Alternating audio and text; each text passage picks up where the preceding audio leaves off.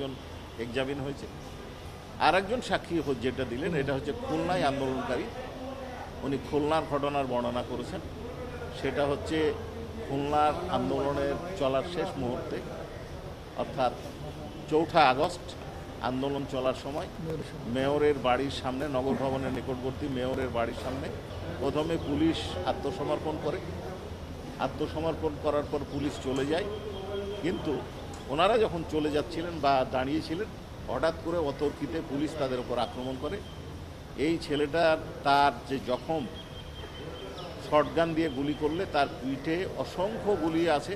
সে অনুমান করছে যে সেই গুলির সংখ্যা 500-র বেশি হবে। ওই সময় সে চিকিৎসা পায় নাই। তার পেছনে যে বড় গুলিটা ছিল উইদাউট মানে কে বলে অ্যানাস্থেসিয়া প্রয়োগ ছাড়াই, তাকে অজ্ঞান না করেই, অপারেশন থিয়েটারে না গিয়েই তার পিছন থেকে হাত দিয়ে এটা বের করা হয়েছিল এবং অন্যান্য কারণে তার চিকিৎসা ব্যাহত হয়েছে। পরবর্তীতে তাকে খুব যশোর সিএমএইচে চিকিৎসা দেওয়া হচ্ছিল। এখন তিনি বাংলাদেশ মেডিকেল বিশ্ববিদ্যালয়ে চিকিৎসাধীন আছেন। সেইখান থেকে চিকিৎসা নিয়ে সাক্ষী দিতে আসছেন।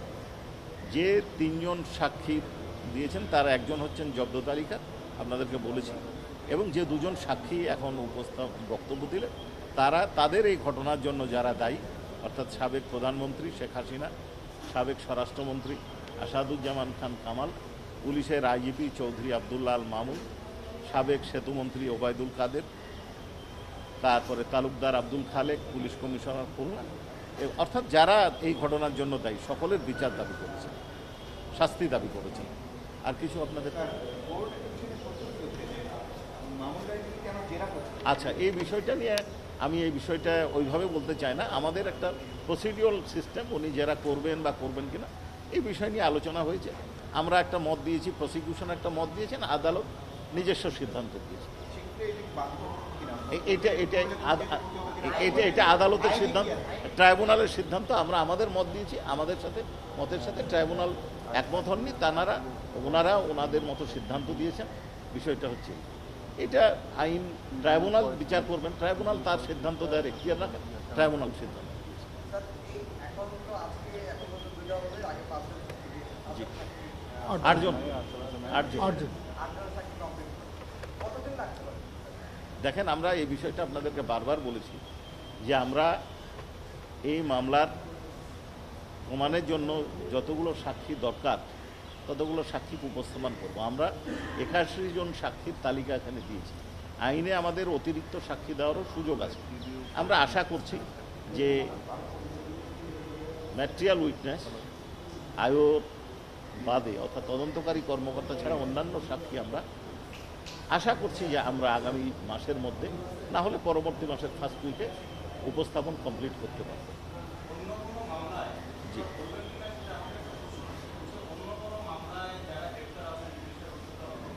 জি জি জি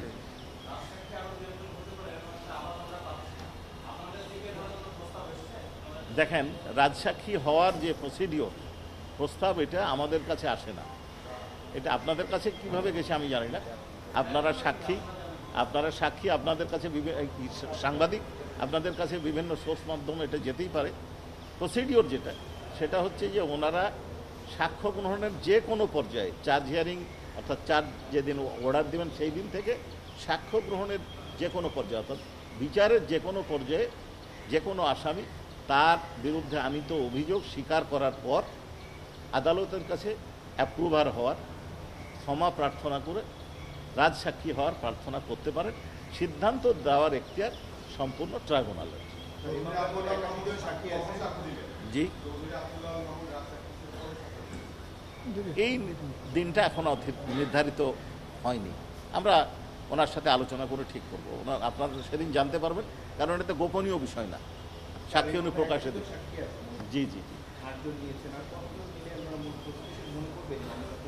এইটা সাক্ষী হওয়ার পরে আমরা পর্যায়ক্রমে বলতে পারবো, কারণ সারা দেশব্যাপী ঘটনা, সারা দেশে আপনাদেরকে আগেই বলেছি যে কোনো রিপোর্টে আসছে 47টা ডিস্ট্রিক্টে ঘটনা ঘটেছে, কোনোটা আছে 54টা ডিস্ট্রিক্টে। এইখানে সারা দেশের যে ঘটনাবলী সমন্বয় করে যে সাক্ষ্য প্রমাণ উপস্থাপন করা হচ্ছে আমাদের দায়িত্ব।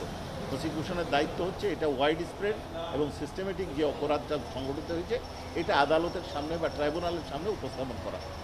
এইটা যেদিন আমরা মনে করব যে হ্যাঁ আমাদের পক্ষ থেকে আমরা আমাদের দায়িত্ব পালন বা এর মর্মে যাবতীয় সাক্ষ্য উপস্থাপন করতে পেরেছি, সেই দিন এটা আমরা সাক্ষ্য গ্রহণ সমাপ্ত করব। সেটা আন্দাজ আপনাদেরকে দিলাম। আমরা আশা করছি আগামী মাসের মধ্যে আমরা ম্যাটেরিয়াল উইটনেসগুলো তদন্তকারী কর্মকর্তা ছাড়া অন্যান্য সাক্ষী শেষ করতে পারব।